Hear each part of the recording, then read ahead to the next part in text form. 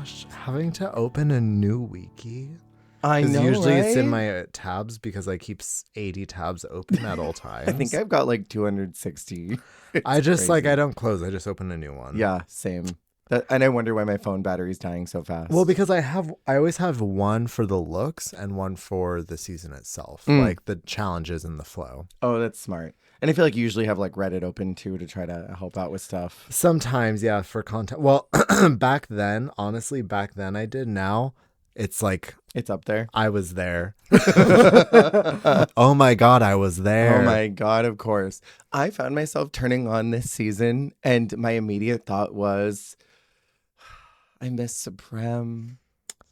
I miss Supreme, who's Anna also Locking. Deluxe. Deluxe. Deluxe. Exactly. There was a moment that I did not bring up that I've been thinking about so much. And it's in like episode 4 or 5. And the lip sync ends and Anna Locking stands up and she goes, yes, cariño, cariño. Cariño. And then like sits down and realizes that she's like acting crazy. I love her. Cariño. With the little fingers. They make fun of it more as seasons go on. I love to the point, I can't wait till you get to season where the girl does Anna Locking. Because literally she just, Cariño. And she does the finger thing. It's so funny. Wait. There was a video that I ran across today on YouTube while I was uploading something. And it was like España 5 elimination order and spoilers. And I'm like, I am not watching this.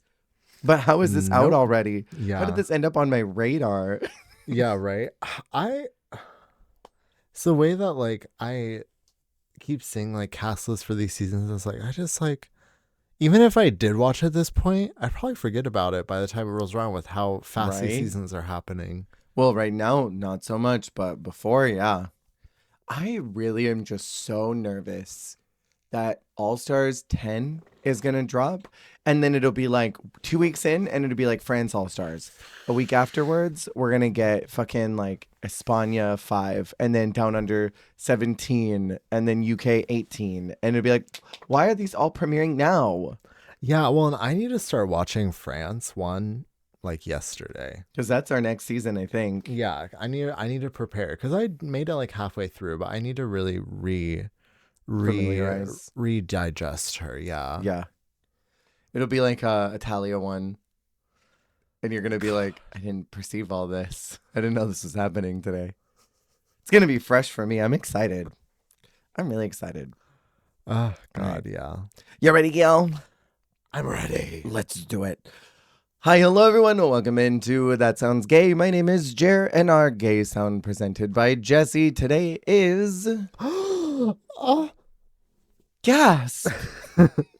That was good. Thank you. I was fully waiting for the downbeat of Magnolia's song. We were talking about cover girls, the 6 and 7. Oh, Do it. Oh. All the girls say, welcome to the jungle. I can't say that line without thinking about Jade Jolie and that bolt of fabric. Welcome to the... With the elephant. Do you remember that? Yes. Well, she's saying jungle and they overlay the elephant sound. It's so crazy. What an icon. Welcome in, everybody. We are chatting about Drag Race All Stars 7. A season that I think opened up a lot of conversation about the format of All Stars and if it should be just non-elimination going forward all the time. Mm-hmm. I think it worked well because it was winners, but I think we saw in All Stars 9 that a non-elim format really doesn't work that well with certain queens. I just don't think the 9 cast were the right girls, but they're saying, this will air by the time that it's already out, I think, they're saying that All Stars 10 is going to be half non-elim and then the rest will be elim. That's what all the rumors are saying. So, like, what's that about? We've talked about this before. I think I shared with you an idea that I had where, like, the first, like, 5-6 challenges are non-elim and everyone's just working to get stars. And then at that, like, midway point of the competition, they do a lip sync Lollapalooza. Half the cast is knocked off who didn't win stars, and then everyone else just keeps competing. I think that's a cool idea. Definitely, and I think like switching up the format is fun, and like especially for All Stars because they've done the regular format once already. Yeah. That's the perfect time to experiment with a different format. Right. Because it also keeps them on their toes and just basically doing what they've already done again. Yeah. But yeah, it makes me nervous because sometimes the twists they do are like, wait, not this. Yeah. This isn't what we want. But I mean, it'll depend on how it actually plays out with the season. Totally. You know? I want to ask you before we get too deep in this, I have a couple questions for you. I'm going to probe your brain and pick your brain a little bit here. So we have a cast of 8 sandwiched between All Star 6, which was what, like 14 queens? Sandwiched. And All Stars 8, which was also like 14 queens. There were a lot on both sides, and this one's tiny. Do you feel like maybe this was a little too small of a group compared to these other 2 that were so big? Or do you think they kind of like made up for it by the episode size? Like too small of a cast? Mm-hmm. It's interesting because it's like, if there's 2 more queens, would we focus less on like when a queen like, well, I don't even want to name it, when a queen falls short a couple weeks in a row or something, and then we like are harsher on her, like, yeah, would stuff like that not be as noticeable in a larger group? Yeah. But it's hard because it's like, it's special because it's all winners, so it feels correct that it's small. And also I love 8 because I'm pretty sure 8 is season 1. Season 1 was 8 girls. All Stars 1 was 12, I think. No, like season 1 of Drag Race. Oh, of OG. I think so. So that feels special to me. 8 to me feels like a special small number. So I get it for like the all winners, but I could see the second all winners being 10. Yeah, because they did 12 episodes. So sometimes I think like we could have maybe tossed in 2 more. And that question bleeds into my second one I wanted to pick your brain about. Do you think it was always predetermined that Jinx and Monet were going to be top 2?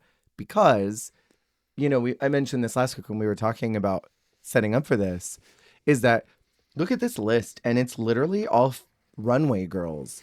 Raja, Trinity, Shay, Evie, Jada, Viv. These are all girls who have like such a specific point of view when it comes to their drag, and they are very visual performers.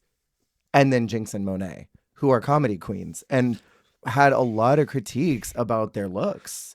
Sorry, I'm not trying to shade both of them. I know you're listening. I think you're great. But you know what I mean? Like there's all these runway girls and then 2 comedy girls who really struggled with looks. And they're conveniently the top 2. You know what I mean? Well, and that's interesting because I wonder like what future seasons are going to be like.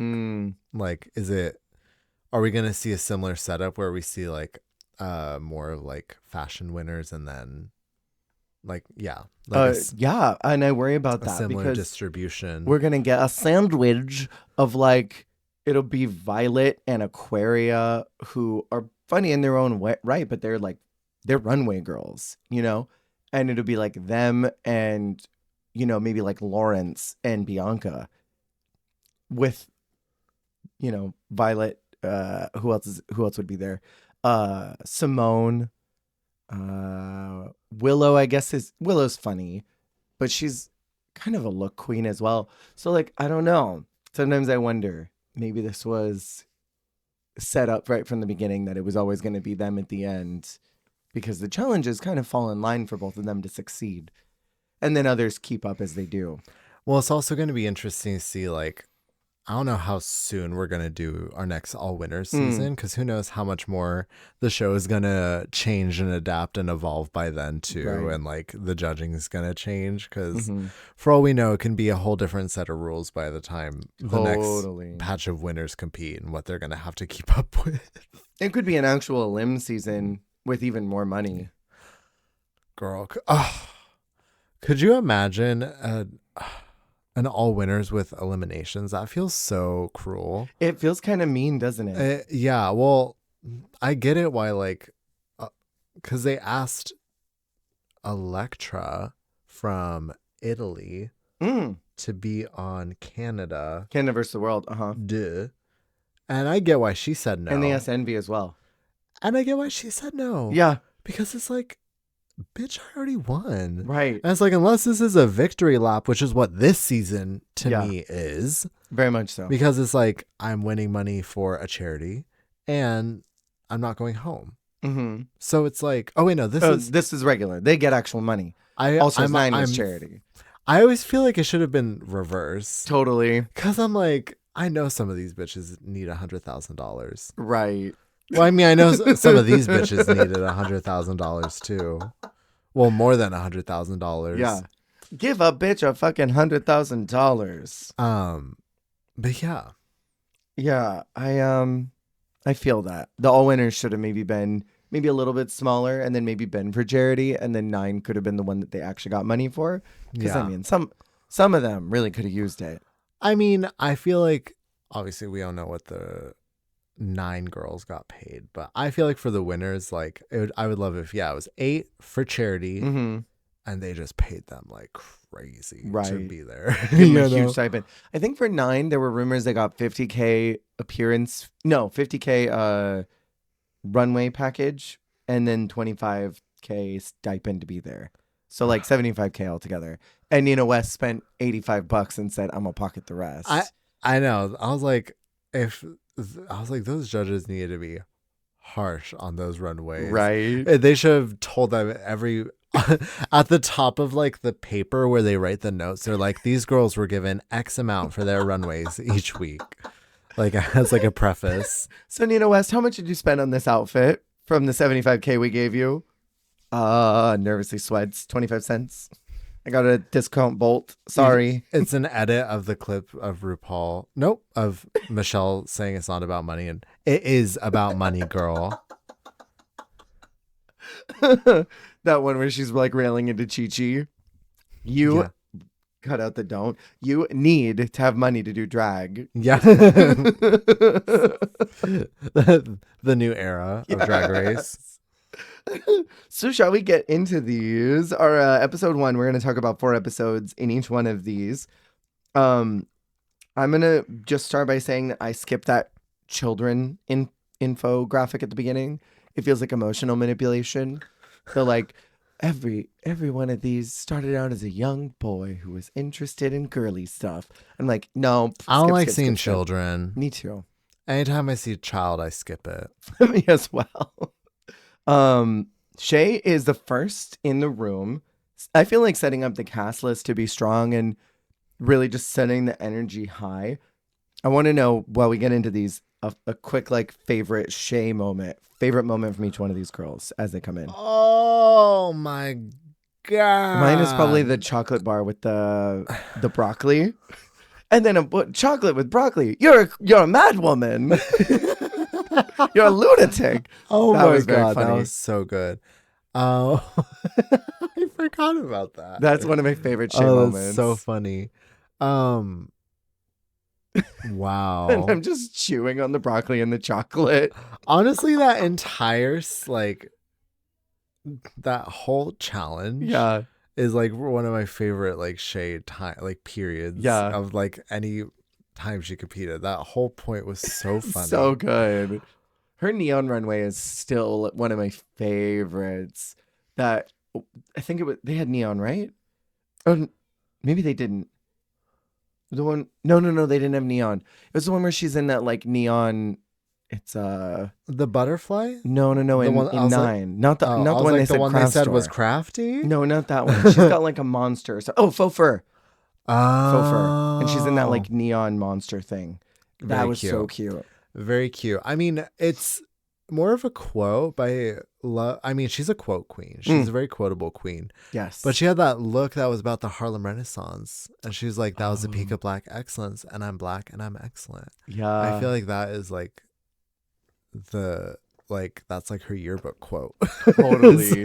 That is Shea Coulee. That's her yearbook page. And like, that's in That's right cursive. under her photo. Yeah, it's written in cursive at the top of her page. Next to a glamour shot of her in black and white. Yes, I'm so into that. I think each one of these girls obviously has something they're coming in to try to improve. That's why you go back to All Stars in the first place. I feel like, and feel free to disagree, I feel like Shay kind of needed to prove to the fans that she deserved her win in All Stars 5 just as much as she deserved it in 9 but didn't get it. And if there almost seems to be this like weight removed from her of the rose petals. Like, she's not so worried about that anymore. It's more just, I won this and I'm coming to show y'all that I deserved it. No, you know? that makes sense, especially because unfortunately most of her All-Stars run was consumed with addressing her loss. Exactly. And the fallout of that. Exactly. And she was very like graceful in like how much of that she gave. So in the way she almost was like wash her hands of that. She's like, okay, totally. I never have to talk about this again, you know? Right. So yeah, it feels kind of like a clean slate for her. In the way that All Stars always should be, but some girlies kind of have like clean up from their last appearance that they have to do. Well, and it's so funny because the Twinners this season are doing that because they're cleaning up from their tie. Exactly. So it's funny how that works out. So not everyone escapes it, but yeah, some lean into it. Some All-Stars, it's like a clean slate of what they already done, but in some cases it is like the part 2 or the pickup, let me put a bow on this or make sure that chapter is closed in the fans' eyes so that I can be a evolved character in their perception, because otherwise I haven't grown whatever if I don't resolve this storyline or address it on the show XYZ. Our next queen in is Jada. I am torn between her purple runway and her entire ball package is like my favorite Jada thing. Oh God. I feel like it's the ball package. I always remember that ball her winning. Package is exquisite. She didn't, but I remember her winning. In my mind. For me, it might be her performance in the Madonna challenge. Yeah. I love that moment so much. It is truly a fave. That nasty leg. Who was her pit crew that she was with? Oh, whoever that was. I wasn't even watching them. Yeah. Her power. That foot up and just like wiggled that nasty leg. Yeah. So good. So good. From a fan perspective, I feel like Jada, I promise this is not like mean. I feel like she sort of has to prove that she deserved her win because she earned it, not just because someone got DQ'd. Because I feel like a lot of Jada's win is sort of like, well, she wouldn't have won if this person didn't do that thing. You know what I mean? Well, and people who don't even know about that also just wanted Gigi to win. Right. You know? And I feel like she really... Or Crystal. Oh, Crystal, right. I feel like Jada was not on the radar at all for most people, which... Watching it back, I'm like, how did we not see that Jada was that She's girl? winner down. Yeah, from day one. It's so funny, like, hindsight is 2020, but also just, like, sometimes you need to watch it a little more grown. Because even in now more seasons, just, like, she's such a clear winner. Like, her energy and everything about her. Which is funny because they clocked it in the first episode. But I didn't necessarily clock it in my heart as a viewer in 2020. Same. And I, like, shame on me for that. Right. But now when you watch it, it's like, well, duh. Like, she is that girl. But also just, like, winning in the pandemic, too. Like... Also rough. I just feel like her experience has just been so different than a lot of these girlies. Than every one of them. Our next one in is Evie.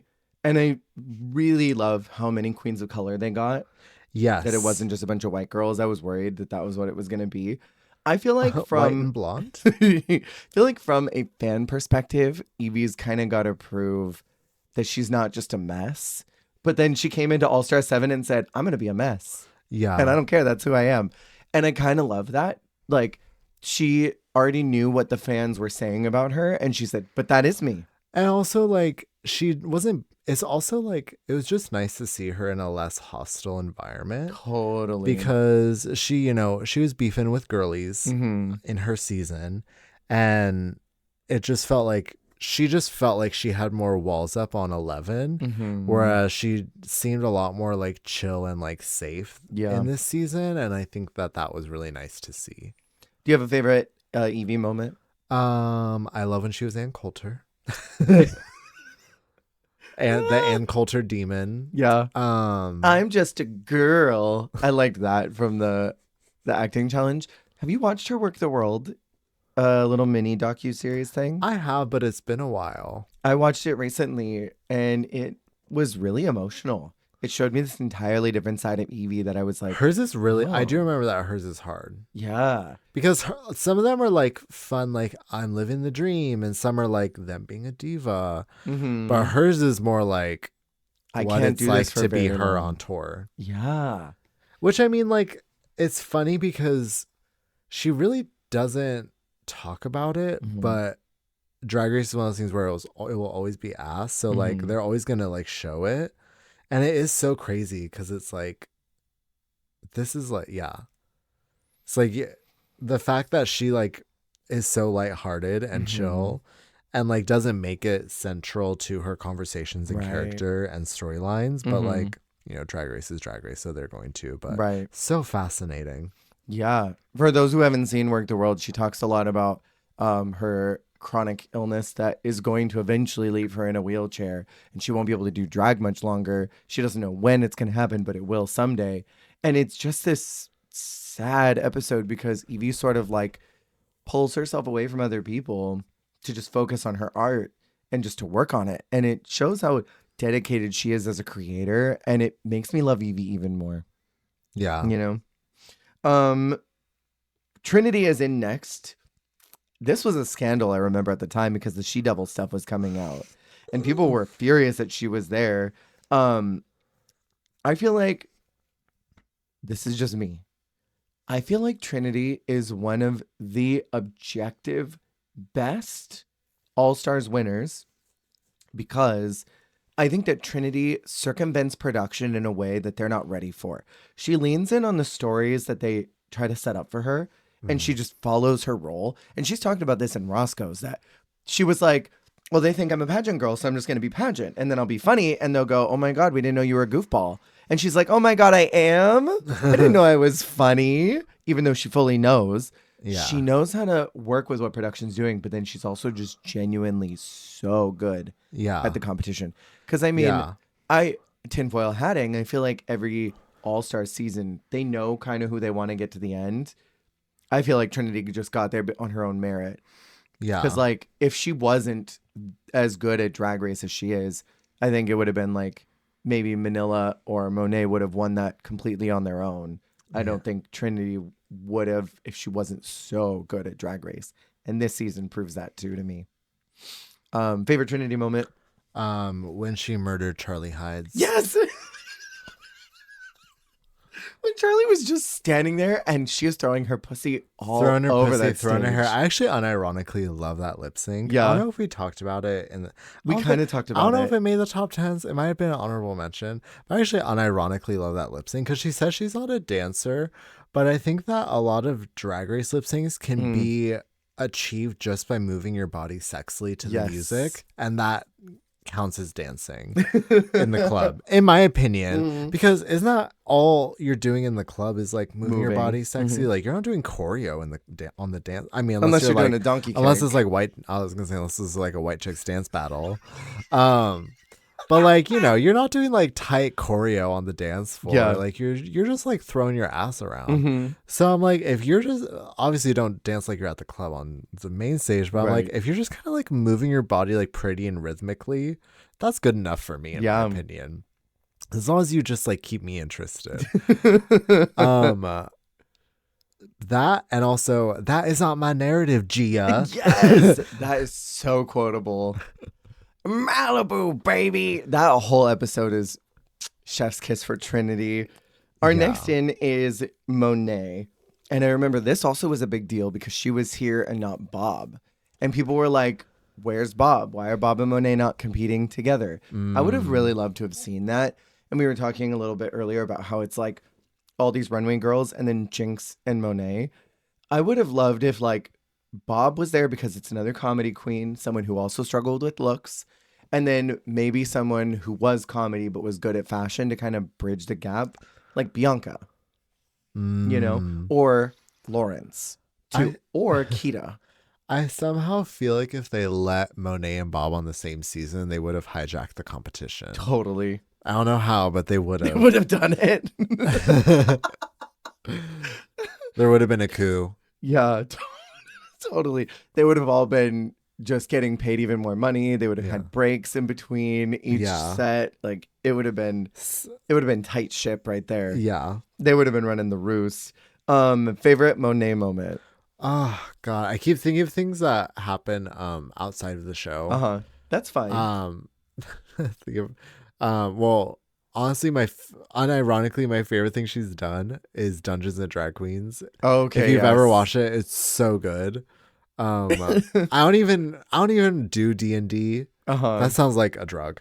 I don't even do D&D. Even do D&D. Like even when I go to the clubs, like it's not like my friends do D&D, but like I don't know. Like when I've seen D&D, it's just like it's not for me. But no, but no, like her Dungeons and Drag Queens is unironically so good. But I see the clip of her skydiving. Oh my God. What was her song she did in All Stars 4? I know you quoted it before. People hating undercover. I think that sticks out to me because it was so like, what the hell? Love that. I mean, also unironically, I think the coolest thing she did on Drag Race is this season when she sings opera. Oh yeah, that I actually do think of. That's like one of my favorite things I've ever seen on Drag Race. Yeah. Like ever in the entire franchise of all franchises. Totally. But that hasn't happened yet, Not so yet. I can't say that. That's in the future. We're time travelers. Yeah, I'm the time traveler's wife. Yeah.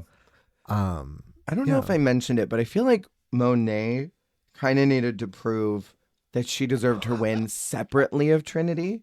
You know what I mean? I'm sorry. I remember one more thing. Her 10 toes down saying she would have eliminated Manila because she's a petty bitch from the Bronx. Yes. Oh, that was good too.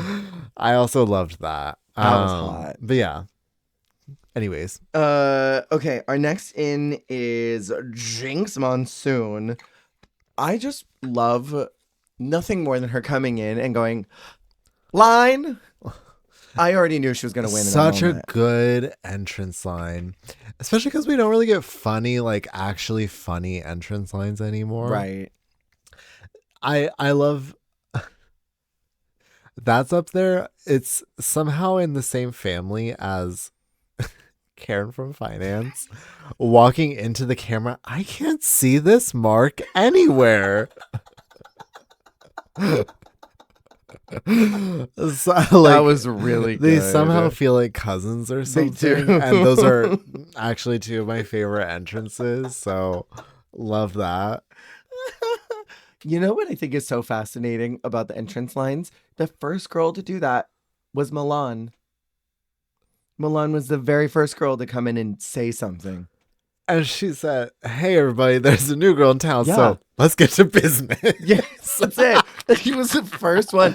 Nobody What had a done one. crazy ass thing to say. Right? Like, what the fuck? Well, is that not what she said? That is exactly what she said, I think. Because everybody else before that would just like come in and go, hello, and then just walk over. Yeah, well, because that's what I love about like season 3 is everyone opening the door. Hi. And the little creaky door that they do. It feels very like porn, like start of a porn or something. Like these women just like walking in, like, yeah, sort of like casting couch, like creaky door, like basement, like, hi, hello. But freaking ladies. Milan walking in the, who called her a pimp? Someone said she looked like a pimp. Was it LaShawn? Might have been It may have LaShawn. been. But saying she looked like a pimp. And her walking, hey everybody, there's a new girl in town, so let's get to business. I would have been like, what the fuck? Right? If that's not a norm at that point, I would have been like, what? What is this? That is Milan crazy. setting the standard. Okay, so I personally don't feel like Jinx had anything to prove to the fans this time around, except that she was more glam than what she was in season 5. Yeah. I think, like, of the pantheon of winners, I think, like, Jinx and Bob are some of the best winners in the U.S. franchise, like, hands down. Like, you can definitely tell little moments where production was maybe a little heavy-handed with their story, Yeah. but they were just so good at connecting with Rue and the competition at the same time. Their biggest struggle, both of them, was in fashion, which is why I feel like Bob should have been here, because she's kind of like the exact same side of the coin as Jinx where we don't really have any other characters that are like that. Like Monet is kind of like that, but Monet's not very good at Drag Race. Monet is good at connecting with Rue, but Monet is not good at, well, I shouldn't say that. Monet's not good at the challenges. Monet is good at Drag Race because she plays the social game well. Yeah. But she's not good at the challenges. Almost all of the ones that Monet's done, I'm like, woof. You know what I mean? Monet's in tears at this point. She stopped listening. She's been a loyal subscriber. She uses that sibling rivalry coin to listen to this and tip and she just stopped. And she's absolutely devoed. Yeah, she's canceling us right now on sibling rivalry. Favorite Jinx moment? I'm trying to think of specifically on 5. Like I'm trying to think of like because when I'm thinking very All Stars when it's like the black and white like clipping to them on their season. I mean she was great. Honestly, the thing I could think of. Quite the scandal, actually. I literally was going to reference Snatch Game too. But I don't know who any of these people are. Who is that? Janice Chickens? Specifically, though, that moment of the cutting the silence of quite the scandal, actually. Love that. Love Jinx. I was just thinking of her, is it Mambo or Malambo? Because one of them is a little bit of Monica in my life. Not that one. The Malambo number 5? Malambo number 5. Boom, boom, boom, boom. Fantastic lip sync. That's one of those things where it's like, I need more like lip syncs like that on the season. Yeah. It's like, I just need a bitch who's like filling every like instrumental like cue of the song and like just being like a fool. Yeah, I think we don't get enough of that. We don't. I feel like that's my biggest complaint is like I want more lip syncs where like they just like fill the time with stuff more, even if it's just kind of like showboating like that. I love it. Like what Aja was doing before the cast had been revealed on 9 and everyone was talking about Aja, her like doing the wee thing, or no, what was it? She did that one remix and she was just like opening up her mouth to like every pop sound. Yes. Yeah. Can I say too, I think one of the biggest missteps of this season is them not showing their original workroom entrance juxtaposition with this one, because Jinx and Raja are the only two who do an updated look of their workroom looks. Everybody else does something new and unique. Jinx is wearing literally the exact same silhouette as her All-Stars, or as her season 5 walk-in. It's the bodysuit with the shawl that's in the floral print, and then Raja does her eyeball look but glam. It's so funny because it's like she grew into her teeth, like like it feels like she's actually like giving the woman she was trying to evoke exactly in those seasons when she was more of like a Susie Toot like little twink, like trying to give like this like glam like boozy woman. She's fully Madeline Ashton by now. She has grown into her. Yeah, I love it. I do too. I love it. I love it. Next we have Roger saying, "Did someone call for an icon?" Another great line from all of these people that came in. So good. And again, another like updated look of her original entrance look that they didn't do side by sides, and it makes me sad. Yeah. I feel like Raja also really doesn't have a lot to prove to anybody other than maybe she's not as pedestrian as people think that she is, because Fashion Photo Review, she's like wearing t-shirts and Ross dresses, you know? Yeah. Like, and hand sewn stuff that's pretty simple. Like, she's not doing a bunch of high concept stuff where everybody knows her from Fashion Photo Review now. So I think maybe that's the only thing, is like, I can do things other than that. Maybe. But I mean, I think they're really the only two who don't have a lot to prove, Jinx and Raja. You know? Especially because Raja is kind of like a deity.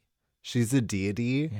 And like she is the first of what is now the most common type of queen on Drag Race. Totally. Yeah. She was literally like uh-oh. I'm so worried. It's so, you know those memes where it's like the troop and he like has his arms up and he's like taking all the bullets and like grenades and stuff and they're like hitting his back. There's like the children like in front of him. It's like that's like Lana Del Rey. Like And like all of these new fashion girls, and like that's Raja, like with the arms up, like Yes. club kid. Where's the makeup? Where's the body? Like, but that's what's also cool about Raja is like what a perfect queen to be the first fashion queen because she had the thickest skin, and this was back when like because it's funny because she's a fashion queen who literally like came right from the modeling industry, so she was the toughest bitch there. Totally. So it's like she was the perfect girl to like break way for what is now. And it's funny now because all the fashion girls are usually very like sensitive and like very like in their feelings girlies. Yeah. Which I mean, like, as someone who went to fashion school, bitch, I get it. Yeah.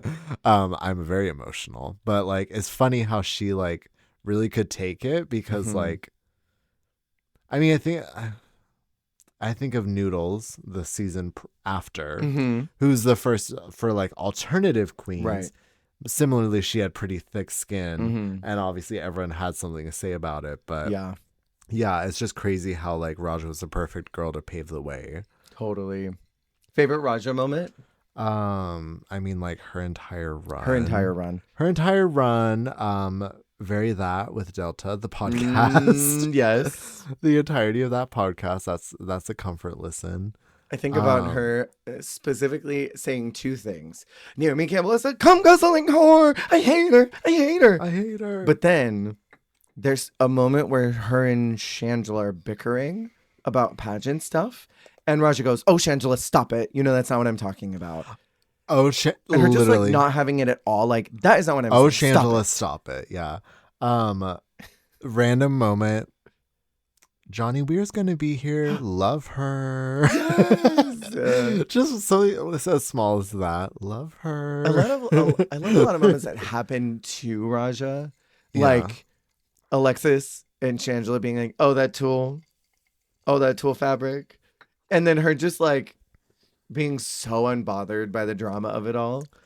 Her in Untucked was always funny. It was. That season 3 Untucked peak is like actually like you could not even watch the season and just watch Untucked as reality TV. Yes. It is crazy, crazy television. In my opinion, season 3 and season 6 are the best Untucks of all time. Season 5 is pretty good. But it's 3 and then 6 and then 5 probably for me. That's the other thing.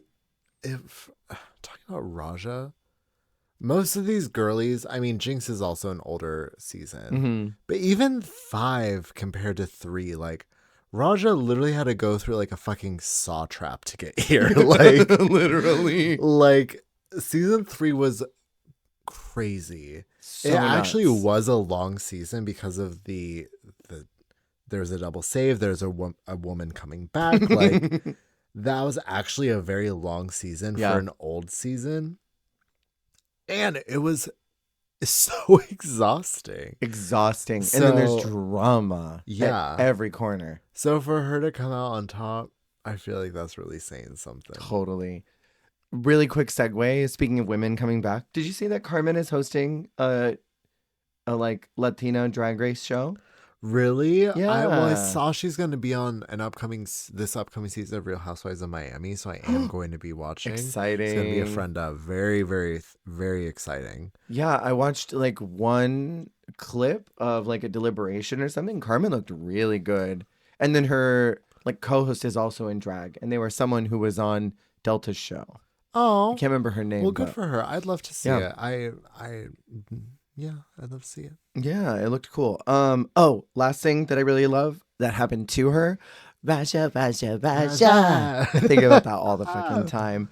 All right, last in the workroom, and then we'll get into these challenges. Yes. We have our dearly departed The Vivian going by Viv this season because Vivian's a mouthful. I want to say just like ahead of time, I'll probably be prefacing all of my like critiques forward. Like I'm not trying to speak ill of someone who's no longer with us, but there are obviously I'm gonna like critique parts of the performances, but it'll not be out of like any type of ill will or anything. No. And won't be too harsh because she's not here to listen to our podcast and defend herself, like how Jinx and Monet are clearly listening right now. Yeah. And are going to cancel us for the things we're going to say. They have the draft ready. Exactly. They're writing and updating as we go. But Monet's got her notes app and just typing. No. These two gets out here with a hard T. No. Viv was one of a kind, always will be. And she had such a cool run. Mm-hmm. I think this really was a victory lap to her being still unparalleled in her franchise. Totally. And yeah, she brought excellence and always will be remembered for that. And yeah, I think with the conversation of what everyone has to prove here, Viv is really just like proving that UK drag can keep up with US drag. I feel like she even mentions that a few times throughout the season, is like she feels all this pressure to represent the UK. And I feel like Viv has always done a good representation of UK drag versus what Rue likes to have packaged to her. So like even then, I don't know if she had that much to prove. No, like she kept up. Well, it's funny because I think on UK1, I think it was almost like proving, because she was, what was the term, ambassador for UK? From DragCon. That she won, yeah. So there's that, but I feel like now, I mean, the only thing she really had to prove is like she was the only foreigner. So funny calling her a foreigner. Right. That's so weird. I don't even like that. But like, it's just she was the only non-US girly. Yeah. She was an exchange student. Like Junjin and Lin Lin. Yeah. Oh, please. She was in a unique lane in that way. So that was really the only thing. But I think she really had anything to prove, because I think everyone knew like what a force she was. Yeah. And like, I think also like, if anything, it's more intimidating because she has a different type of humor and like just different influences, a different POV. Yeah. I feel like having someone from a different country, even though they are, you know, English is their first language, XYZ, culturally, everything is so different. And like what inspired her drag, and especially, what inspired her humor is very different than a lot of these women. So very intimidating for sure. Yeah, I almost wish that maybe like there was one more international queen, maybe a Rue judged one, just so that it'd be fair. Either like Kita Mean or maybe Lawrence, just to kind of offset Viv not being the odd one out here in the group. But then I wonder like how else would that have affected the competition if there were 9 instead of 8? Maybe like, I know a lot of people have said like they wish that Priyanka was here, Envy was here. I feel like maybe they would stick out even more because they're not only international, but they've never met Rue, you know? And we already saw how that went on UK versus the World, where queens like Janie and Pangina, who never met Rue, were kind of at a disadvantage, even like Jimbo and Lemon, you know, compared to these other girls that Rue already had a rapport with. Yeah. So like, well, it's funny because with the Viv, it almost feels like, well, as the season gets on, it almost feels like she has a better rapport with RuPaul than like RuPaul does with some of the other winners. Totally. Or at least I think what's funny with the Viv, she feels so unafraid of RuPaul. Totally. And I love that. Me as well. When she told her to shut up during the challenge, like just little things like that. Like she definitely like sees her more as like a pal. Yeah. Not in like an unserious way, but just like she definitely is so like less like Generation Rue, like terrified of this deity. Like she's just like, oh yeah, this gal I work with. She's got the same energy that Raja does. A couple times throughout the episodes we're going to talk about, Rue will say something and Raja will go, you sure about that? Because I mean, I was going to do this, but if you mean it, sure. Like I do see what you're saying. I feel like Viv has a good rapport with Rue. Yeah. We also get a Raven fake out, and I would have honestly really loved if they had been like, due to events with the season 2 winner, the alternate is going to compete and will represent season 2. I honestly would have lived. Yeah. I get why she couldn't, because she's Rue's makeup artist, so like she can't be there. But I would have lived if Raven was there competing. And then Raja and Raven together, like that just would have been fun to watch. Oop. Okay, so what do you think about the star twist? That they're given stars and then block someone. Yes. Yeah. Yes, I think about it. Yes, because because it does make sense for like a non-elimination. Sure.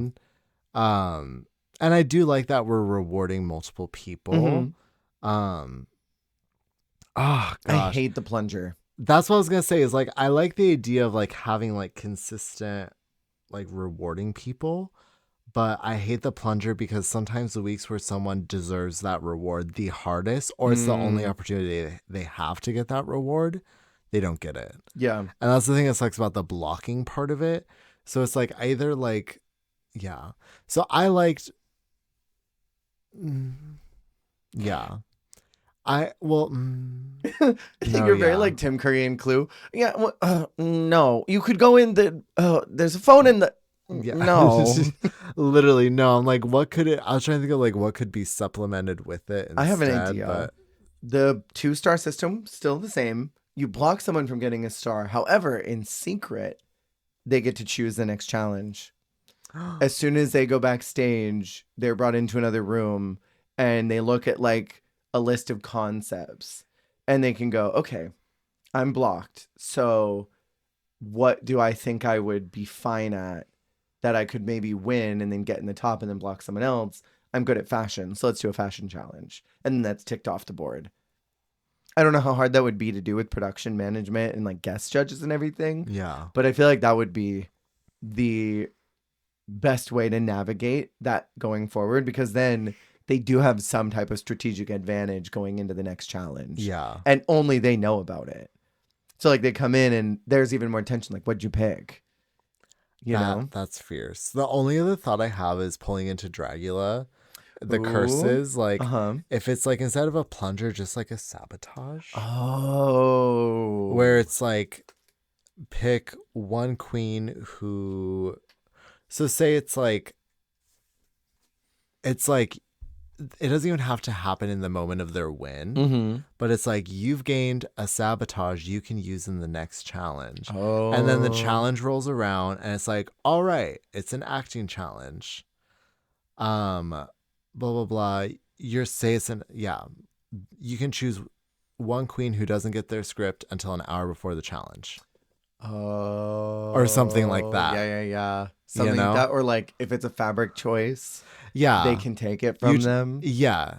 And exactly. Be like, I'm gonna take your pink in Realness of Fortune. Or it's like, or they prepare a box and it's like, you choose which queen can only use fabrics from this material. Ooh, yeah. Like this material box, stuff like that. That'd be fun. Where it's like, yeah, instead of like they can't have an opportunity to win at all. Right. It's more like they have to win despite the odds. Mm-hmm. Because then even if it's their wheelhouse, like then you're just sabotaging someone who's like, they're probably going to slay anyways, you know? So I feel like that could be fun. I hear that. We do our very first reading challenge, which is very, very funny. This is one of the best. It's so good, even though it could have waited. Maybe, yeah. It was all, okay, because the thing is, obviously they knew who's going to be there. Mm-hmm. There's the dossier. But how good would this have been? Final episode. Oh, it would have been everything. But as like a as like a conclusion, since they all are there, like that actually would be, in my opinion, like really great, because it's with the talent show episode. That would have been great, because it would have had tons of time to like get to know each other better. Exactly, whole season, and then it's like reading challenge, talent show. Yeah. Do you have a standout from this? Because mine is BOOGERS, boogers. I was gonna say, I mean, Raja doing it very like in her way old school, because it's also like it's hilarious in the like kind of cop out, but also funny.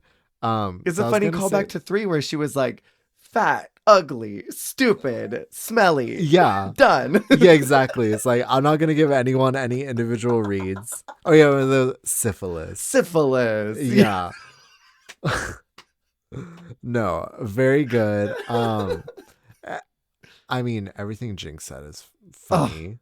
Like Roger, you've always been like yeah, that with I also just like the editors were so on it with everyone. That's the thing too, is everyone gets a favorable edit. So all of the jokes have funny editing and funny beats to it. Like they're trying to make everyone look their best, but I mean, like, freaking everything that left Jinx's mouth was hilarious. So good. They say Geminis have 2 faces. Have you been painting the good makeup on the other face? Rotted.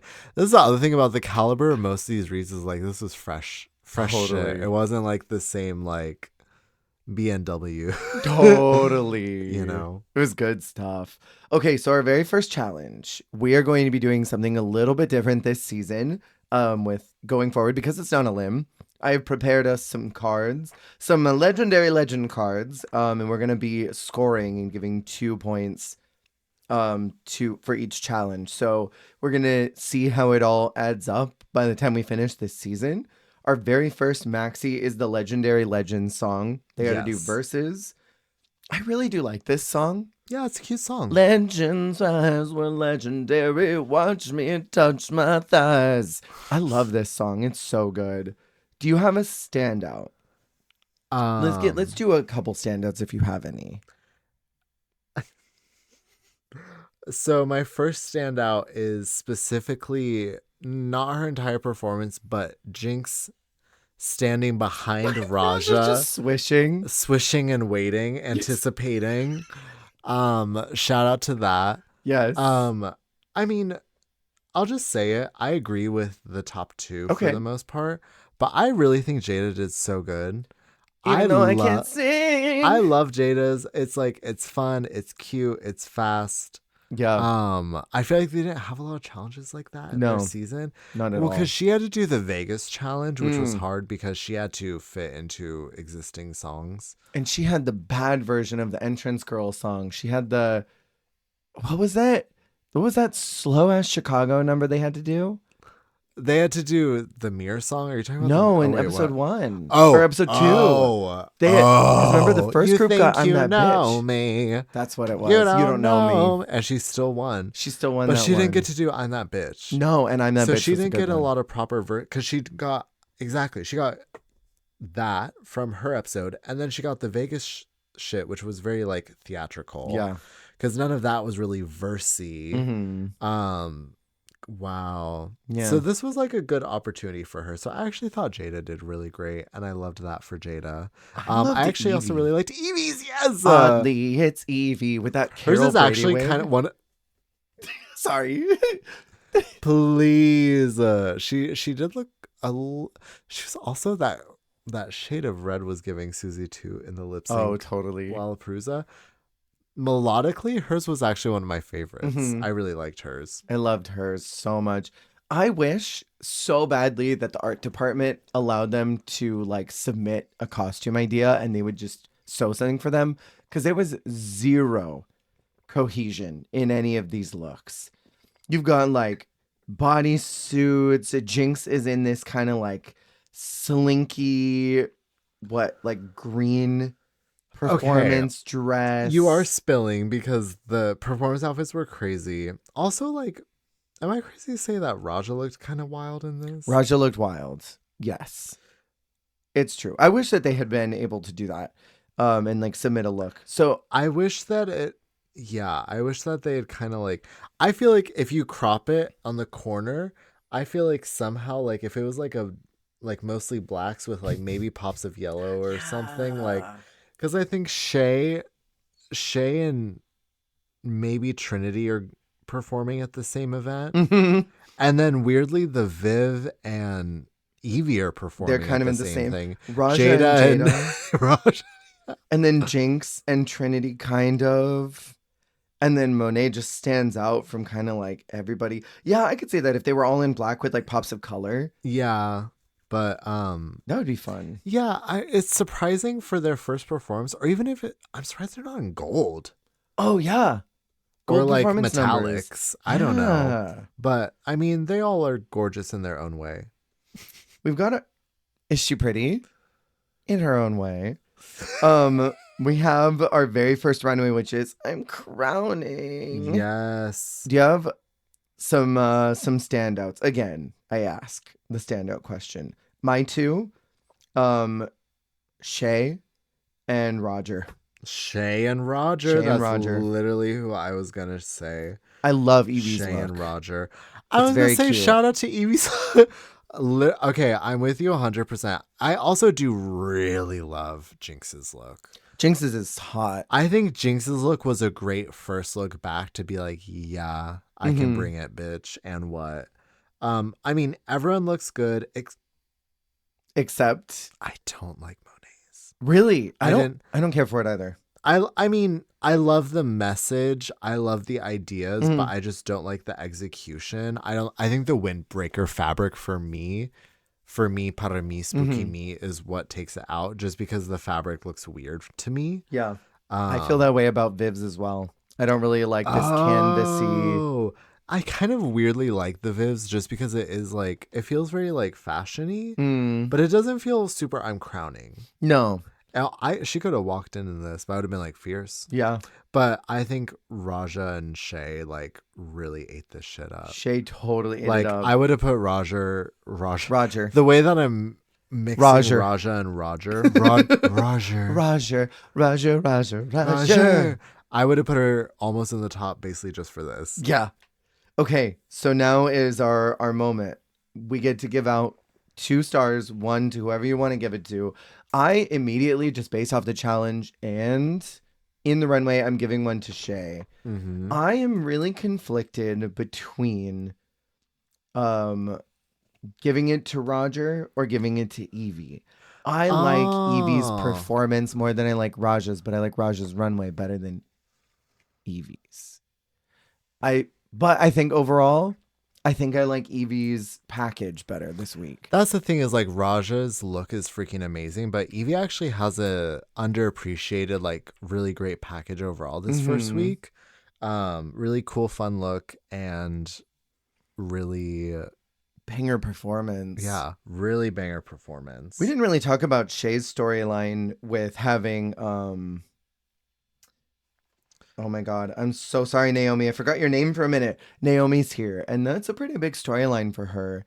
And it's interesting because they set up Shay as this main player from episode 1 and then don't do anything with her all season. Yeah. They like do almost nothing with her, but they set her up so early to have this strong trajectory through the competition. Yeah. But anyway, yeah, that's who I would give my stars to for this week.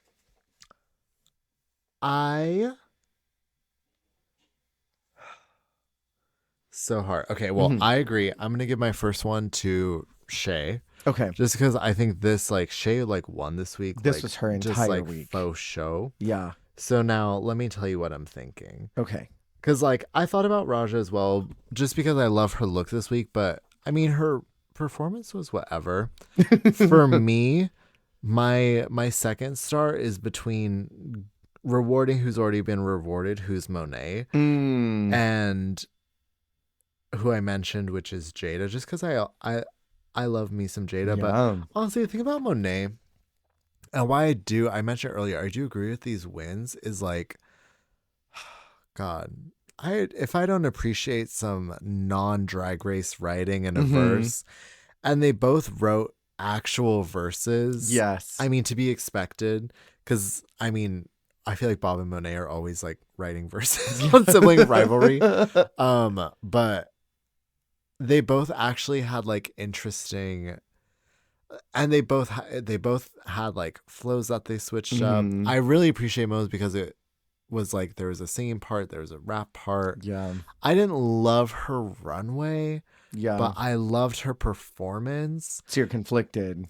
Yes. And I also I appreciate Monet because I think that she right away is distinctualizing herself from her run on All Stars, distinctualizing herself from Trinity.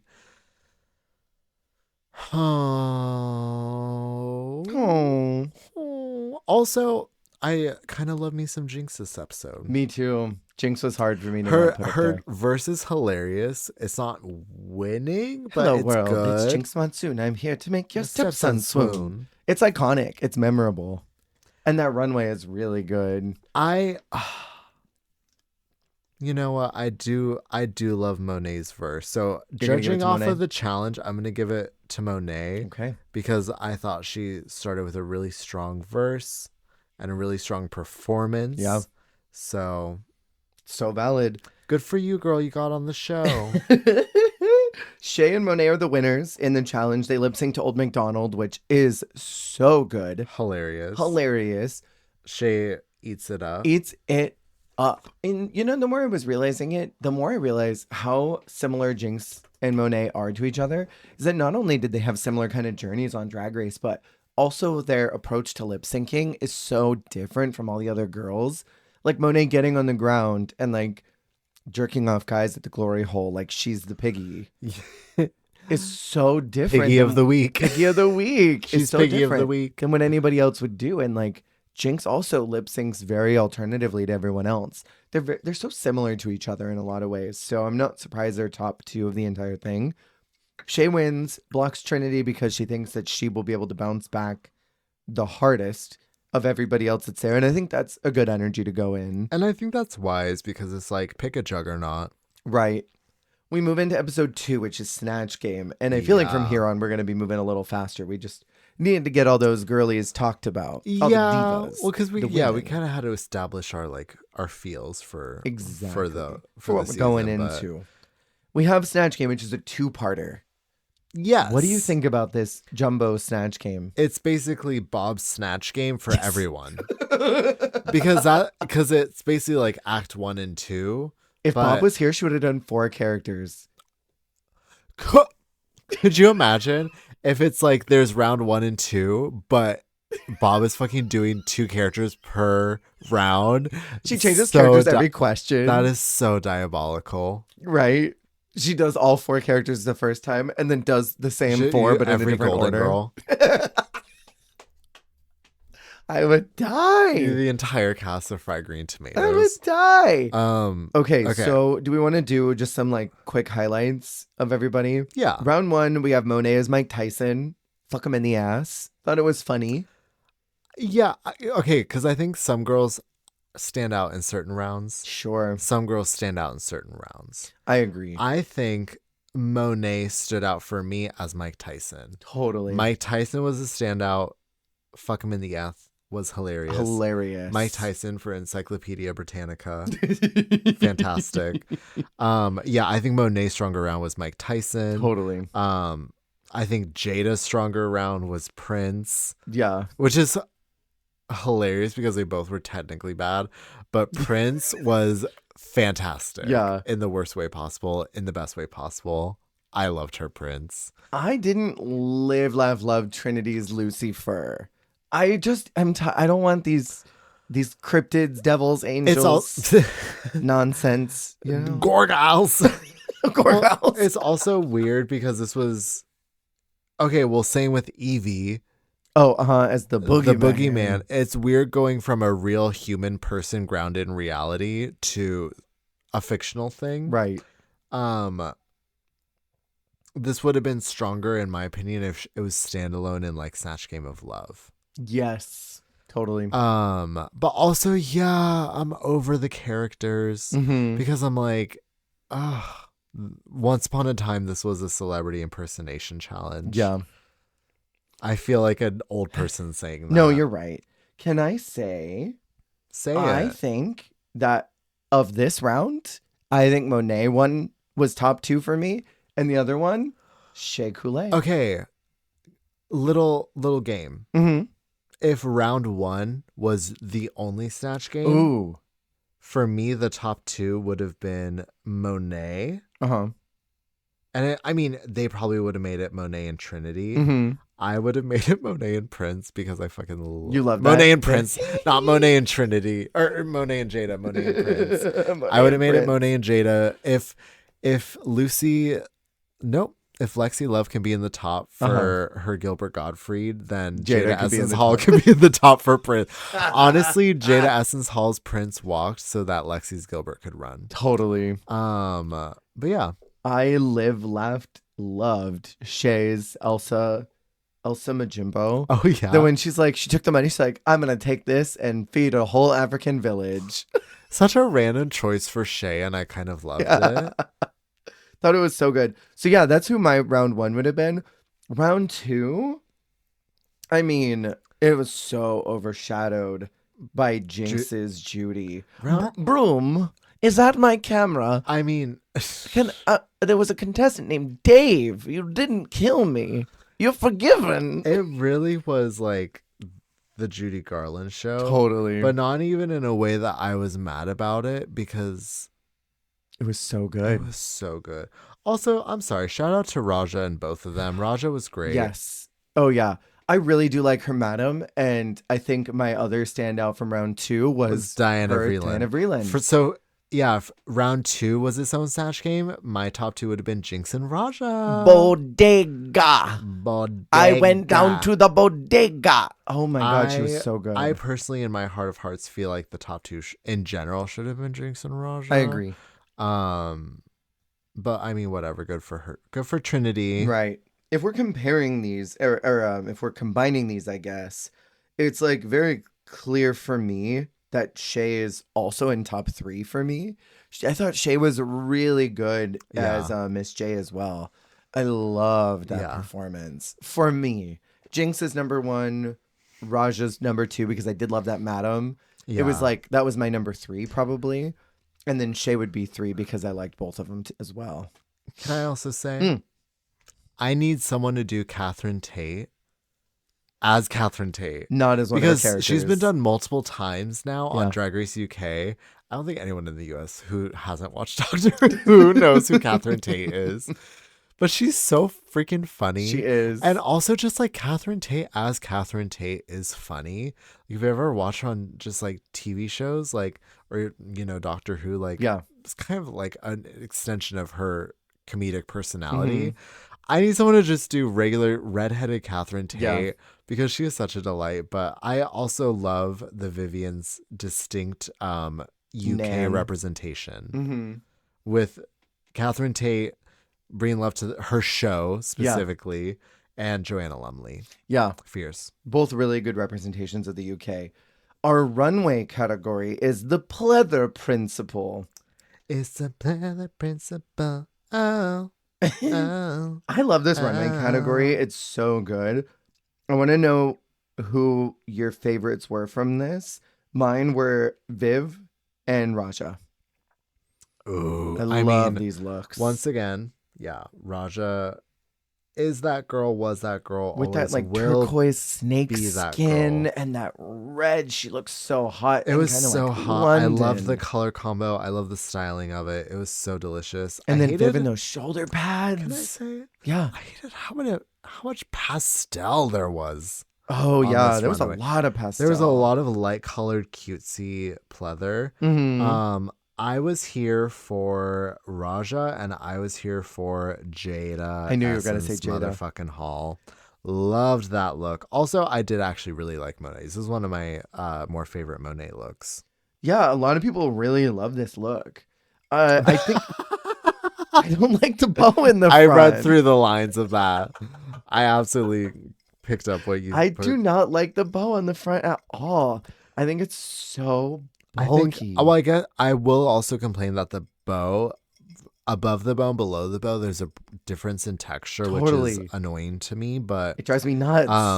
I love the waist up of it. I choose not to look at the waist. Looks like IKEA skirt, spray painted brown. Yeah, like from here, if you just cut it right above the bow, it's great. But then this half is like a jump scare. It's like, what is this? Yeah, the textural difference. That's literally Anya Nerve's Betsy Page dress. Betsy Page? Who's Betsy Page? Who is Betsy Page? Who's Betsy Page in this world?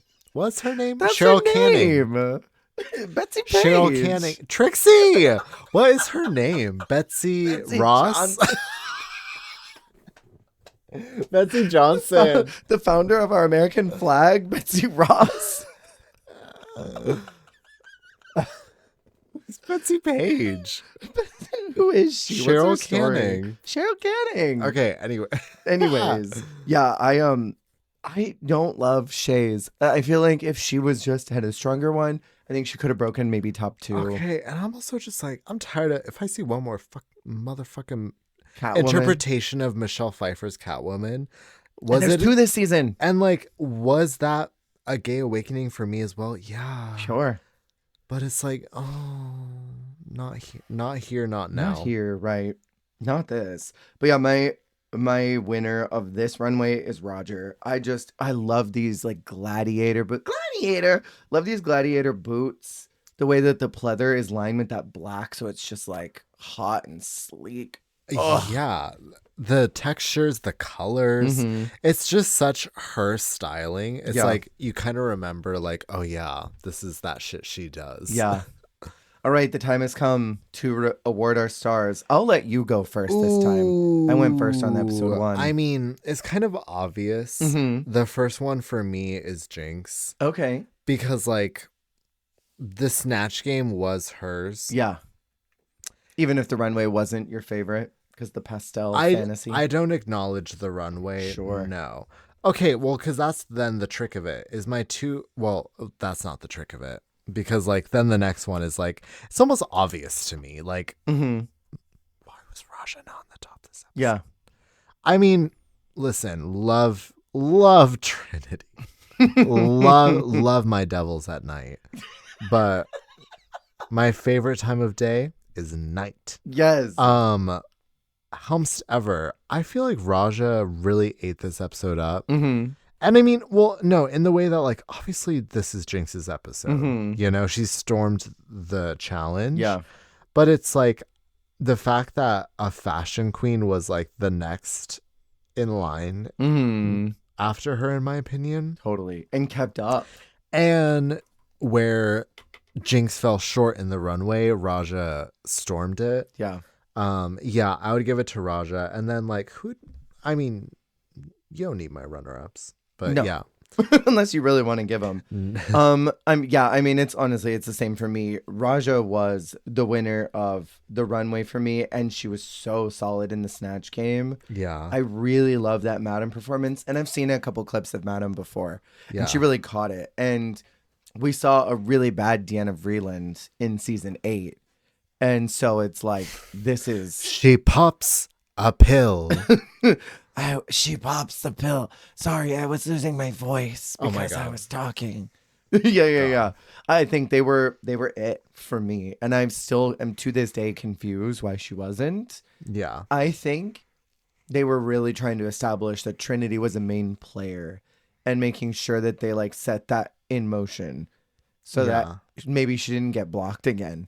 Because I think Trinity is a strong contender to keep getting blocked. Yeah. You know, but they needed her to start being in the top set. That didn't happen again. Because, Yeah. I mean, there's a fashion challenge next, and I think they knew she was going to do good.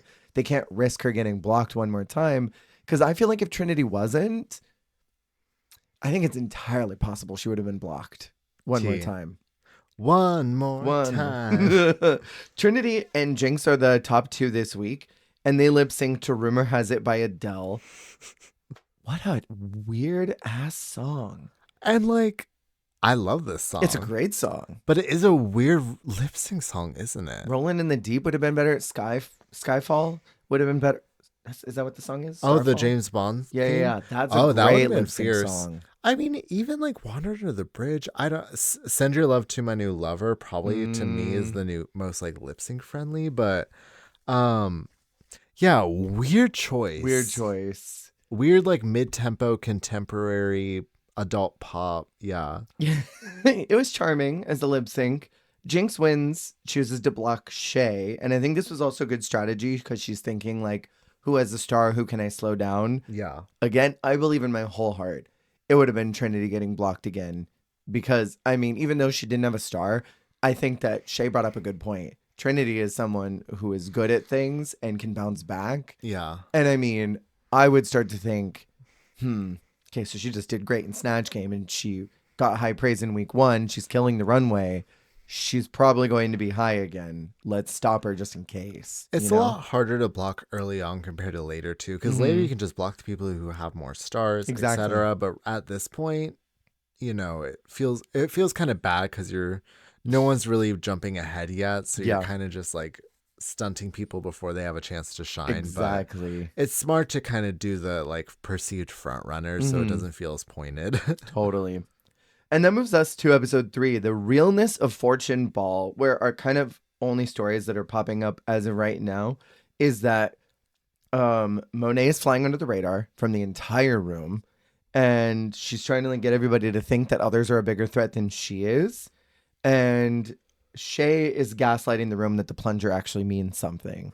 Okay, that storyline's actually hilarious. It's so the good. secret of the plunger. Yes. I have learned the power of the plunger and what it can actually do, and everyone being like, "What?" It's so funny. I mean, we'll get to it more in future episodes, but Shay has this kind of funny storyline of she has a really slow start and she's kind of in last place for a lot of the season. So she has this hilarious, almost fuck it attitude for a lot of it. It's like, yeah, the plunger has a secret.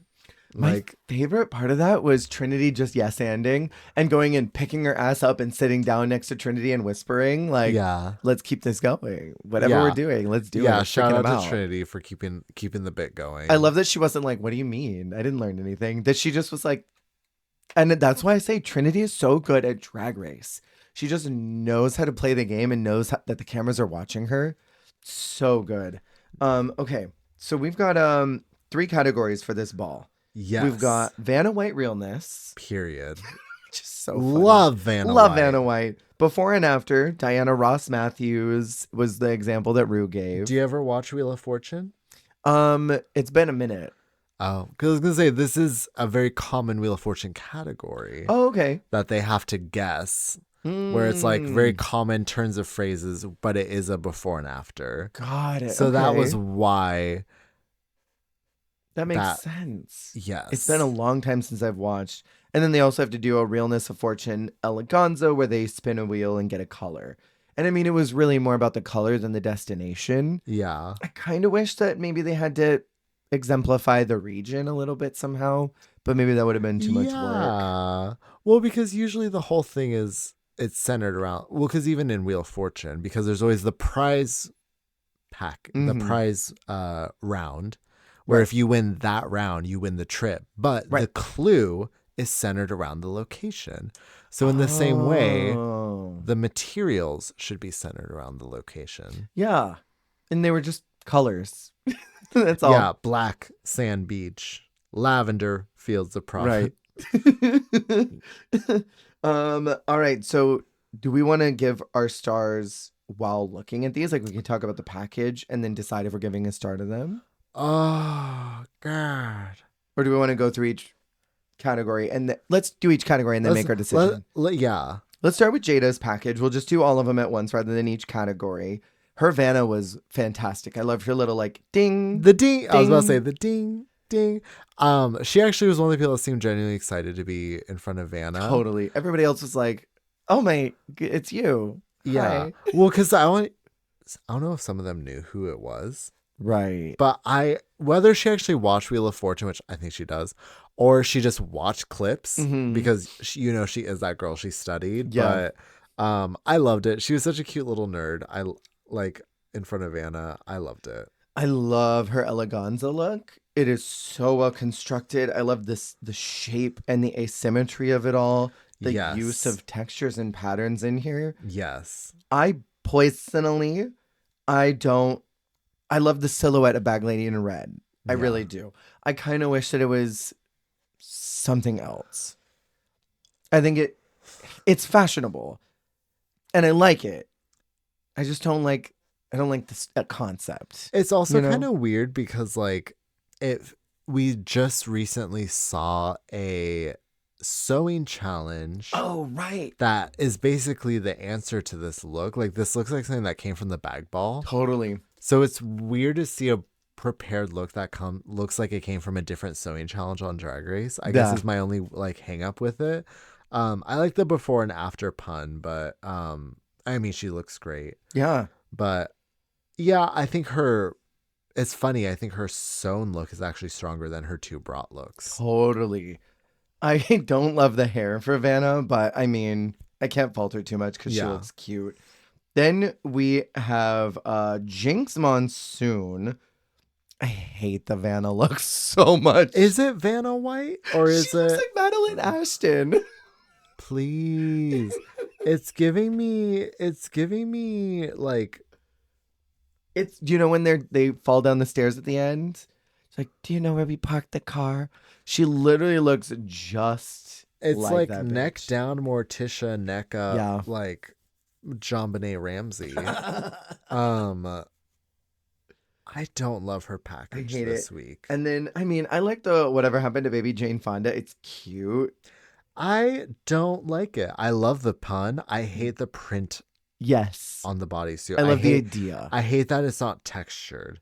That's just like that's a personal thing. Mm-hmm. I hate utilities and like actual like trims printed on fabric. Hear that? A belt printed on fabric literally makes me want to burn my entire childhood home down. Like, I hear you. It's so difficult. This is the opposite problem for Jada for me. I love the concept, but I hate the execution. Yeah. Like, I love Jada's concept, but I didn't like, or I like the execution, but I didn't like the concept, you know? And then the sewn look is awful. I hate this on Jinx. And then this like fashion visor that she did, which is so cool, that matches nothing, virtually nothing. Do you know what it's giving me? RuPaul's Drag Race Canada, season 2. What is her name? The girl who got lust? Oh. Adriana. It's giving the mother of Adriana's lust. Yes, I see it. Oh, I hate that so much. You're right. It's a good effort for a non-sewer. Sure. But it's still not my tea. And also lavender and red hair is not my tea either. Not this particular color of red. We have Monet next. I think the Vanna is totally not Vanna at all. It's like Vanna, like as a stripper. I think the Bob... I was gonna say she looks like a hot, fast woman. She looks like yeah. Bob the drag queen Elizabeth. I choked on my words. That was so good. Bob the drag queen Elizabeth was very funny, and I loved her making a nod to Bob. Me as well. I thought that was cute. Her Green Emerald Isle was cute. I thought it was fine though. Yeah, it was fine. It was safe. Do you have anything else you want to say? Can we move on? No, I thought she had a very safe package. It was very safe. Roger, this Vanna. The Vanna was one of my favorite Vannas. Perfect. Can I say controversially, this Olivia Newton-John Waters is so good. John Waters has a tiny pencil mustache. I saw it. And I mean, it was kind of like a fun, silly, stupid pun. Like, whatever. Yeah. Like, I don't know. She achieved the before and after. I don't know what else you wanted. And her hair was more like, I don't know, kind of like a gray blonde. I don't know. I thought it was great. And then this golden pagoda. Fuck. Period. This is the prettiest thing that has ever been made. It was the best sewn look of the night. Easy. It's so good. Easy peasy lemon squeezy. That slutty little V that goes all the way down to the navel, but then it's still so covered at the same time, and it doesn't look inappropriately cut. The way that the fabric drapes and the mix of texture, she looks like dripping gold chocolate. And I'm obsessed. This is everything to me. So good. Shays is pretty safe to me as well. I don't really get Vanna from the look. It's a pretty dress. It's a very pretty dress. It looks like do you remember her finale gown in All Stars 5, that like really pretty pink big thing where she had that scooped up do? Updo. Yeah. This looks like the first part of that collection. Like if that were to walk down. Yeah, same line. Yeah, this is like the first look, and then the finale gown's the bridal part that comes out at the end. I think the Gold Tooth Fairy is so effective. I live. Tsunami Muse reheated those nachos a couple years later. Reheat those nachos. The Gold Tooth Fairy. Yeah, that's fine. I think her White Cliffs of Dover look is fine. Bridal? I think she needed to go bridal again. Okay. Maybe it's one of those things because, like, I don't think about wedding dresses a whole lot. But I experienced this in fashion school, too, because it's not just a Drag Race thing. Bitches are obsessed with bridal. Because when I was at fashion school, there's so many people who were like, yeah, I want to go into bridal and, like, make wedding dresses. I'm like, what? Why? You just want to make white mermaid gowns your whole life? Like, I'm sorry, but like that's like, or like white column dresses, Drag. like white satin column dresses. Like, it's just crazy. Like, there's so many people who like think about bridal and go into bridal, and like there's so many Drag Race challenges that are bridal. Yeah. And I always think it's weird, but I'm like, also when I was in school, everyone was fucking doing bridal. So I don't get it. I don't get the chokehold it has. It really does have a chokehold. Yeah, I think overall the package is fine, but I really do like the gold tooth fairy. That's the best part of it. We have Viv next. I didn't really get Vanna from this look either. No, the hair was the most Vanna thing. Yeah. And Vanna doesn't have a dark root, so that's saying something. Princess Diana Ross, I feel like the hair could have been a little different. I got the spirit of Diana. I got the spirit. I thought it was a fun attempt. Yeah. And then the funniest thing about her last look is she says she doesn't wear a lot of blue, but I remember Viv in blue a lot this season. I think that was a meme. I don't know if she was trolling because she's also wearing blue that same episode. Yeah. But like I feel like it was very this is something new and different for Lana, but like I feel like there was like a compilation of her saying that and then every time she wore blue. Maybe. That being said, I like the shade of blue on her. Yeah, it looks luxe on her. Nice fabric choice. I always feel like if you can just do a clean, simple dress, like that is so effective in a sewing challenge. It's good. I think number 2 and 3 are good looks. Yeah. I don't really like the first one. Trinity. Okay. Worked me out. I was about to say, I don't always live for the Trin. Mm-hmm. But the Trin was a win. The Trin was a win. I really like the Vanna. And then this RuPaul Charles II was so stupidly iconic. So stupid, but so good and actually like a cool look. Yeah. It's the season 6 promo, isn't it? Or is this the season 5 one where she's got this is 6. The big tool one, right? Yeah. But then with so silly. So silly. Dumb. And then this red square of Moscow red. Bitch, she looks like a carnival. Super fun. I love the mask. I love the long ass hair. Yeah. Really fun. Really fun. Cutouts. I loved her on the runway when they're like, how'd you get those cutouts? And she goes, somehow math was involved. And Rue says, they taught you math. They didn't teach you math, but they taught you about Charles II.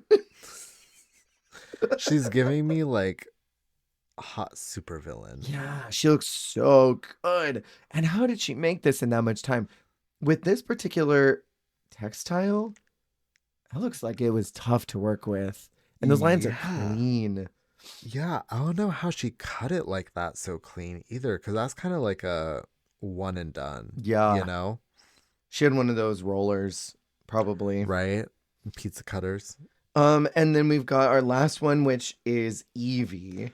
I love that she just said, fuck it. I'm not doing this, white lady. I'm going to do whatever I want. And then Vanna was there and she's making all these dumb faces in front of Vanna White. And I think Evie later said she didn't realize it was her. That's so funny. I don't have much to say about this package. Cardi B. Arthur's funny. Cardi B. Arthur is a hilarious pun. Yeah. I love Evie Oddly. Can I say, I feel like the pink look is kind of hindered by the fact that Evie has an iconic pink look already in her back burner. That jellyfish from 11 was so striking. And the fact that she got this color again, it's like my automatic recall is seeing her in this shade of pink in that really luxe outfit and just looking fucking cool. And she looks great here, but then I'm like, my brain wants to compare it to that pink look, you know? I'm also struggling because like I'm always thinking like waiting for like texture or movement because like the jellyfish, that's texture and movement, or like her orange clown, like movement. Like there's always something, but like I don't feel like I was getting that with these looks. Yeah. All right. So the time has come, the walrus said. Who is receiving your stars this week? I'll start out. Yeah. My 2, Roger. I mean, Roger. I don't even care that the John Waters part was a little more muted because everything else in this package is perfection. Yeah. There's no ifs, ands, or buts in my mind. And then I have to give it to the devil. The devil's in the details because the devil. Trinity won it for me. I love that red. I love the Vanna. And that also too, Roger had the best Vanna. The best Vanna. Yeah. I'm struggling because, like, for Mm. me, definitely Roger. Mm-hmm. Roger's my shoo-in, but I do go back and forth. Part of it is because I do know the future, Mm-hmm. and I know that Jada Essence Hall absolutely chomps the fuck out of this Beyonce lip sync. Yeah. So I don't want to deprive her of that, but I also know how good Trinity's package is this season. Yeah. And I know that there are wins she has since one has already occurred that I don't agree with. Right. So it's like, I do want to reward her here Mm-hmm. because, like, that sewn look is amazing. Right. And actually, she has one of my favorite. It's a bummer because these are my three favorite Vannas: Mm-hmm. Raja, Trinity, and Jada. Yeah. So I want all three of them to win. And then, like, I love, oh God. Who's it gonna be? I know, I want to give, like, them each half a heart. I think because I doubt I'll give her more in the future. I'm going to give it to Trinity this That's week. so valid. Because, like, I do think that Trinity gets some wins this season that maybe could have gone elsewhere. I Am hear I putting that. in episode 3? Yeah.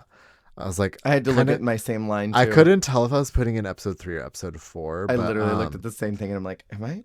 It's one of those things where it's like, she's so good, but sometimes Right. I feel like she's over rewarded. I hear that. That it cheapens, like, her effect. Mm-hmm.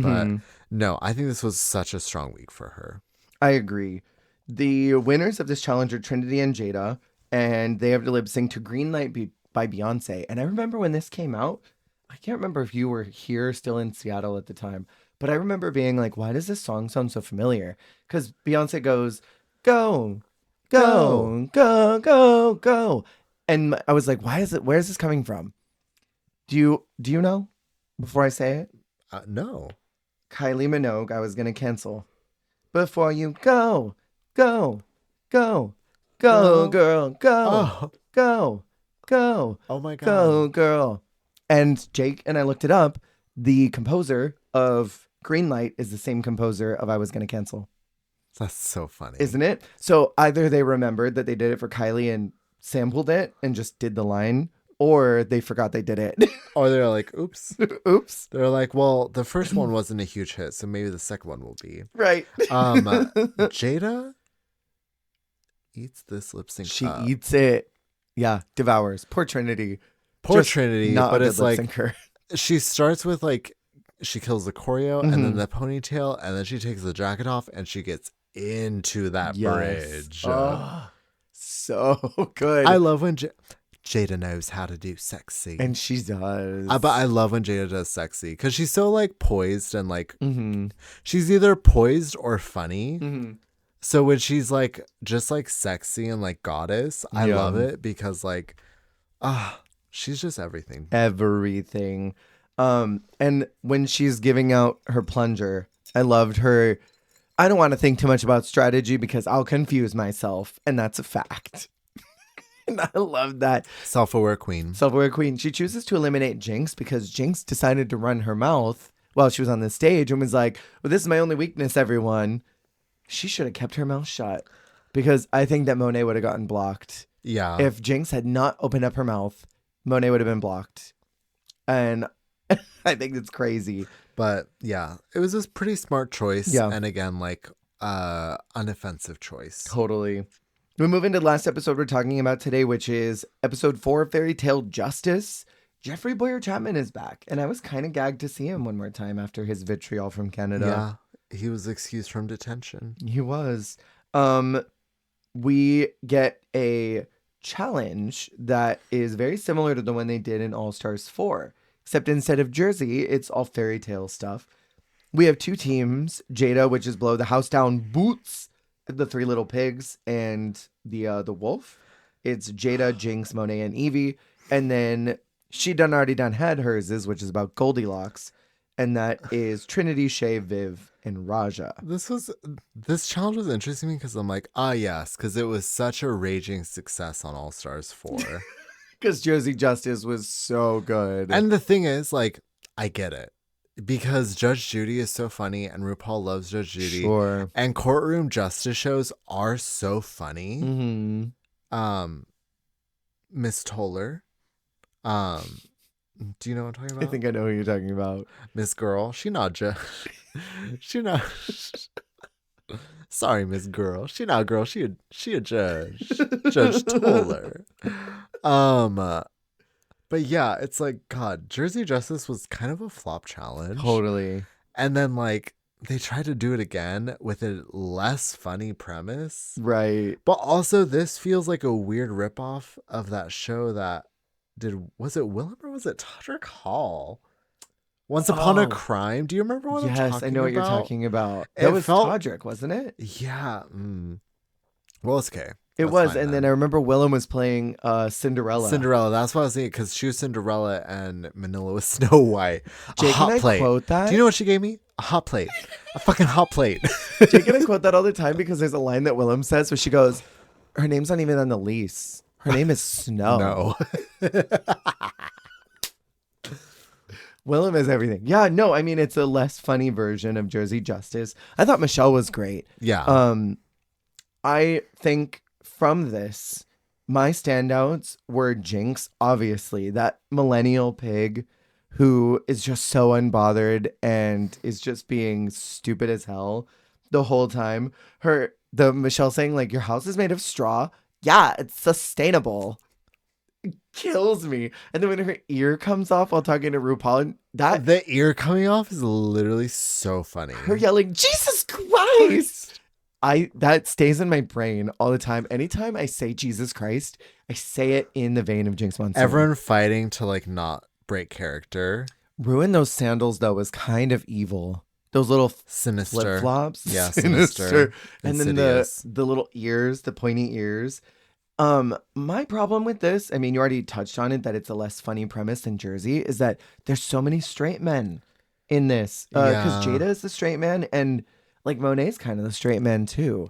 Well, okay, and that's the thing with these courtroom shows is usually it requires a entire room full of straight men for something to be funny. Exactly. Because the courtroom drama, or not the courtroom dramas, these courtroom TV shows, the entire like funniness comes from the subversion of someone acting a fool in a very serious space. Exactly. So if everyone's being funny and acting a fool, then it's not going to happen. Exactly. So it requires, less funny notes from other people so that someone can be the one acting crazy or the odd one out to create the craziness in that scene and the sort of discomfort laugh. Yeah, it kind of feels bad. Also, I gotta ask, why was Monet's snout so much worse than the other two? Like, it wasn't even blended. Did no one in makeup want to help her? They gave them these help noses. Her. Like, they didn't pack these noses. They were given them. Yeah. Like, did nobody from the makeup department want to be like, let me blend this for you? The lack of care in the prosthesis. Because Jada and Jinx don't have this problem. Their noses are blended. They like flow into their skin. Monet's, you can see the ripple line. Like they didn't even cut it off. Like I think with prosthetics, when you mold it onto a face, like you cut it off very, very specifically. It looks like someone just ripped it right off the thing and just stuck it on her face. They spent an hour on Jinx's, 30 minutes on Jada's, and 10 minutes on Monet's. They were like, fuck, we're out of time. 5-minute quick drag. Hurry. And then that fuck ass wig that Monet was wearing, awful. That wig was the whole styling was crazy. Basically like a pig librarian. Like a librarian who like had a curse put on her. What'd you think about group number 2? Because I felt bad for Shay as well. She also got the straight man. Yeah, I mean, can I say Jinx's ear falling off was the funniest part of this whole challenge. Right. The funniest part of this entire episode wasn't in the script. Right. Was Jinx's ear falling off and her ad-libbing with it. Yes. Because the challenges themselves were not that funny. Right. And it I think it's a little cringy, the whole thing. I mean, like, Vivian was really good with her script. That's the thing is, you're just rewarding someone who did as good with the script as they could. Yeah. Because Jinx was freaking hilarious. And then the Viv did as good as she could with what she was given. Totally. But, like, the rest of these felt like they just survived the challenge. I agree. I want to say I thought Trinity was the funniest in her group when she came like walking in and then did that like spin and then stood there and then like walked backwards. And then when she's like, I was in a frenzy, and then spun again. If So Trinity will do psychotic. something, is commit to the bit. Yes. She will commit to the bit and she will commit to the character. And her I just respect yes that. anding the whole time, doing her Yeah. like Cher voice. She looked crazy, but she committed to it, and I loved her. Yeah. Our runway category is spikes on the runway. Spikes on the runway. Runway. Run. Spikes runway. on the runway. I loved it when they were getting ready and Jada was like doing her makeup. And she was like, what if I just came out like this and said, the thing is, there's just never really enough time back there.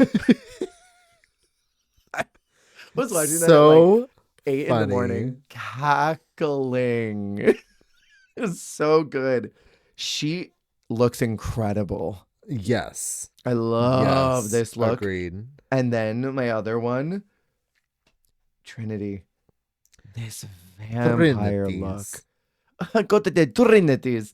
This vampire look. Who would think a vampire look for spikes on the runway and think a wooden spike through the heart of the vampire? So fucking fun. good. Yeah. God. And the details of this, the ruffles and the way that it's all ruched, and then there's all of these fringy pieces that are coming off of it, and the pops of red to really stand out. Yeah. God, she looks good. Yeah. I feel like, yeah, her runway is amazing. I feel like for me, top 4. I mean, I love Jada's look. Jada's is amazing. I love the Viv's look. I love that color. It's the same color she wore last week. She doesn't wear blue. That really like Tiffany blue on her is so hot. But I also love the really punk vibe with the Tiffany blue. Trinity's look is really cool. I also really love Evie's look. Evie's is good too. I like this alien thing, and she's on point.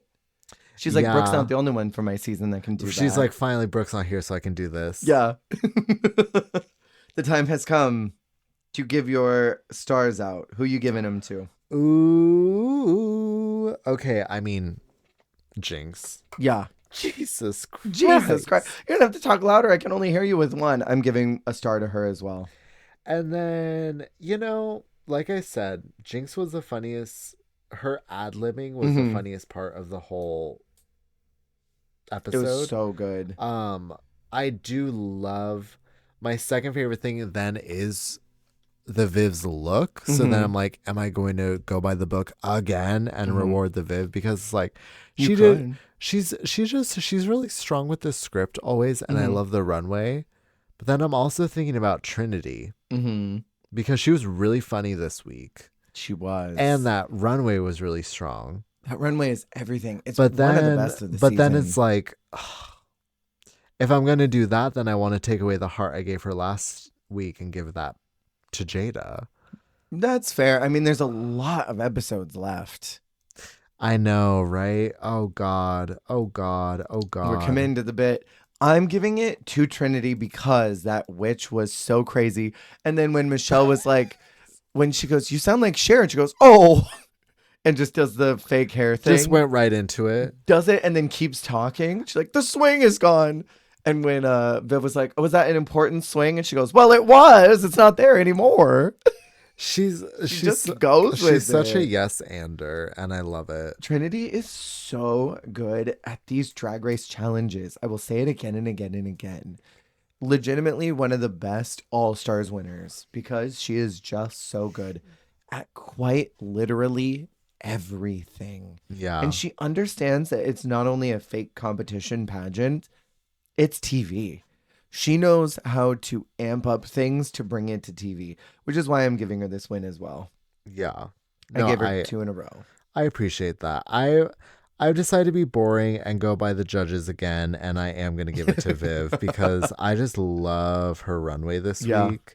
And I haven't given a ton of rewarding off of the runway alone. That's fair.